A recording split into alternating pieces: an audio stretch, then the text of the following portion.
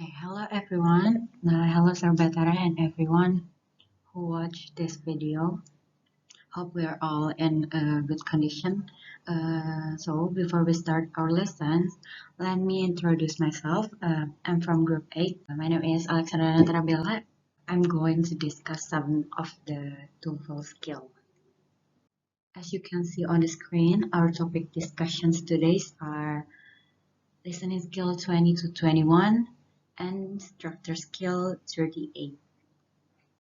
Okay, first we have listening skill. Skill 20, determine the topic. As you listen to each conversation, you should be thinking about the topic or subject or the main idea of each conversation. Since the first one or two sentences generally give the topic, you should be asking yourself what the topic is while you are listening carefully to the first part of the conversation. Jadi tips untuk menentukan topik dari percakapan dalam listening skill 20 ini adalah dengan memperhatikan baris pertama dan kedua dalam audio. Di sini ada example-nya. On the recording you hear, "Man, you can't believe what I just got." "Woman, I bet you got the new car you've always wanted." "Man, now how in the world did you figure that out?" You think the topic of the conversation is the new car that the man just got. Jadi jawaban di sini adalah topik yang lagi mereka omongin itu adalah mobil yang cowoknya baru aja dapetin. Kayak yang tadi udah dijelasin sebelumnya, di sini kita harus perhatikan ucapan yang pertama. Jadi temannya kan dia bilang kalau you can't believe what I just got. Ceweknya jawab, I bet you got that new car you've always wanted. Berarti kan bisa kita asumsikan kalau topik yang dibahas dalam percakapan ini adalah the new car that the man just got. Atau lelaki yang baru saja mendapatkan sebuah mobil baru. Selanjutnya di sini ada exercise-nya. Hi, Jack. It's good to see you again. Are you ready to get down to business again after spring break? Not really, but I guess I don't really have too much choice, do I? And it's going to be particularly hard to get back to work since I just had the most fantastic vacation ever. Really? What did you do? I went kayaking on the Klamath River. The question is, what is the topic of the conversation? The answer is a kayaking trip that the man just took on the Klamath River. Karena dalam percakapan tersebut itu disebutkan kalau lelaki itu habis melakukan fantastic vacation, yaitu kayaking trip. Di sini ada exercise yang kedua. Did you read the article that the professor assigned for tomorrow's class? It was really interesting. No, not yet. What was it about? It was about pollution, specifically one kind of pollution called acid rain. The question is, what is the topic of the conversation?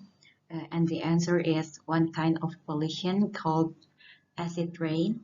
Karena di dalam percakapan disebutkan bahwa artikelnya yang profesornya bikin itu tentang polusi yang bernama acid rain yang sangat menarik.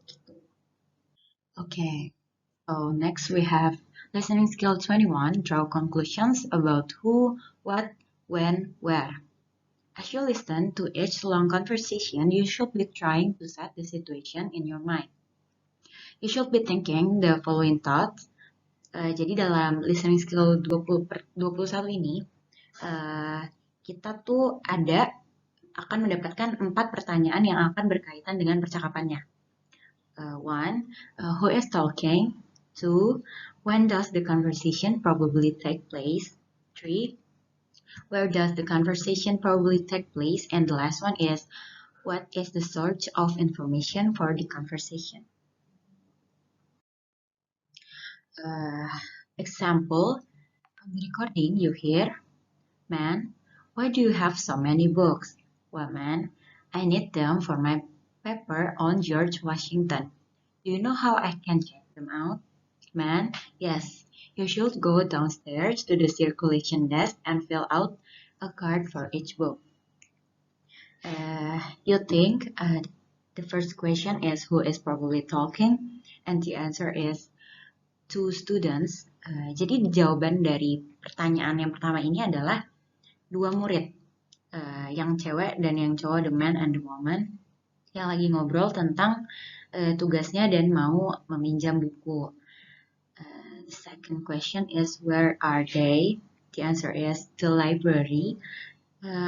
Karena mereka sedang berbicara tentang cara meminjam buku di perpustakaan. Jadi jawabannya udah pasti, mereka itu lagi ada di perpustakaan. The third question is what course are they discussing? And the answer is American History. Karena yang cewek meminjam buku banyak karena ingin membuat paper tentang George Washington. Next, we have the exercise. Listen to the first part of each of the conversation and try to imagine this situation. Conversation 1. I'm looking for a part-time job on campus. Then you've come to the right place. The campus employment office is here just to help students like you find jobs on campus. I'm glad to hear that, because I really need to start earning some money. For the conversation 1, the first question is who is probably talking. The answer is a student and an employment office worker. Di sini jawabannya itu karena seorang siswa itu sedang mencari part-time job di kampusnya. Jadi dia bertanya ke office worker-nya. The second question is where does the conversation take place? The answer is in the campus employment office. Karena siswanya itu kan kayak tadi udah dibilang, siswanya ini sedang mencari part-time job di kampus. Jadi dia bertanyanya di campus employment office. The second conversation. Hi, Jack. It's good to see you again. Are you ready to get down to business again after spring break? Not really, but I guess I don't really have too much choice, do I? And it's going to be particularly hard to get back to work since I just had the most fantastic vacation ever. Really? What did you do? I went kayaking on the Klamath River. Okay, for the conversation 2, the first question is who is probably talking? The answer is two students. Karena dua murid itu sedang bertanya tentang apa yang habis dilakukan saat liburan. The second question is when does the conversation take place? And the answer is during the spring semester, right after spring break. Kayak yang tadi udah ada di conversation-nya, kalau mereka ini sedang ngobrol pada saat liburan di spring semester itu. The third question is what is the source of the information? The answer is a trip that he just took. Karena tadi ceweknya bertanya tentang cowoknya itu habis ngapain saat pas liburan itu, jadi the answer is lagi ngomongin tentang trip. Okay, next we have structure skill. Skill 38, recognize active and passive meanings. When there is no object, with or without by, after a verb, you must look at the meaning of the sentence to determine if the verb should be active or passive. Sentences with an incorrect passive verb and no by plus object to tell you that the verb should be passive are the most difficult passive errors to recognize. Jadi rumus dasar dari kalimat pasif itu kan be plus verb 3. Terus ciri dari kalimat pasif itu ada by plus object. Nah, di dalam struktur skill 38 ini kita mempelajari bagaimana jika by plus objeknya tersebut dihilangkan dan akan menentukan kalimat itu termasuk kalimat pasif atau active. We have the example. The first one is we mailed the package at the post office. The second one is the letter was mailed by us today before noon. The third one is the letter was mailed today before noon. And the last one is the letter mailed today before noon. Dari 4 percakapan di atas, 3 percakapan yang paling atas itu benar dan 1 percakapan di bawah itu termasuk percakapan yang salah, kalimat yang salah. Yang pertama, the first example, we mailed the package at the post office. Kalimat itu tuh bermakna pasif, jadi we mailed, jadi kita yang mengirim paketnya. Pakai verb to. The second example is the letter was mailed by us today before noon. Kalimat ini juga benar, maknanya pasif, ada plus by us-nya, pakai be plus verb 3. The third example, the letter was mailed today before noon, is correct juga, karena contoh yang ketiga ini bermakna pasif, ada be plus verb 3-nya. Kalimat terakhir, the letter mailed today before noon, ini termasuk kalimat yang salah. Jadi subject plus no be. Mail itu kan artinya mengirim. Sedangkan surat itu adalah benda yang nggak mungkin mengirim dirinya sendiri, tetapi surat itu harusnya dikirim. Jadi the first example to the type of passive error that appears more often, this type of sentence has the following characteristic. First, an incorrect passive verb that looks like a correct active verb. Second, no by plus object to tell you that the passive is needed. So to correct the fourth example, the active verb needs to be changed to the passive was mailed.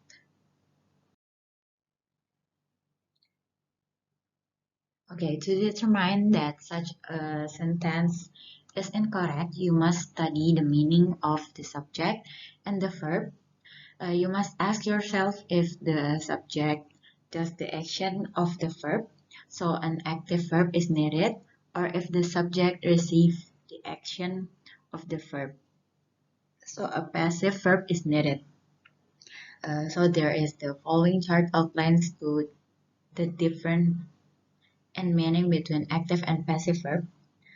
For active, the subject does the action of the verb. Jadi kalau misalkan active itu subjeknya melakukan aksi atau tindakan dari verbnya. Second one is passive, the subject receive the action of the verb. Jadi ketika kalimat itu pasif, subjeknya itu akan menerima tindakan dari verbnya. Bedanya itu. Okay, that's all for me. Thank you so much for watching my videos. Bye all.